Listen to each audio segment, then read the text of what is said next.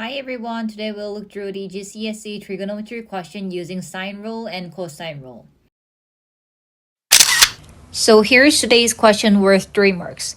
It is from 2025 GCSE exam paper, and now we have to calculate for AD. To find the length of AD, we have to look at the triangle ABD.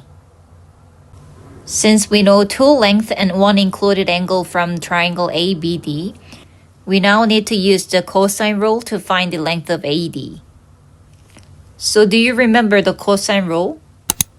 Cosine rule is a square is equal to b squared plus c squared minus 2bc cosine a.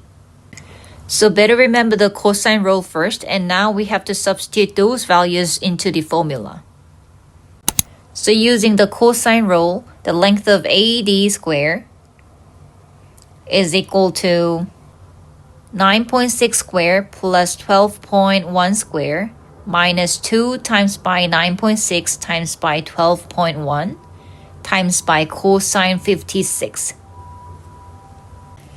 You could just directly input those values into the scientific calculator, or you can calculate each like this and get the answer later. So be careful, cosine 56 is equal to 0.559.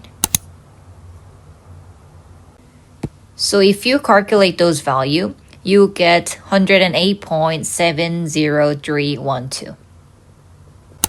So we can conclude that AD squared is equal to 108.70312. To get the length of AD, we now need to do the square root of 108.70312. Then the result is 10.42607. Round off to 1 decimal place, then AD is equal to 10.4 centimeter. So here's our answer for today's question.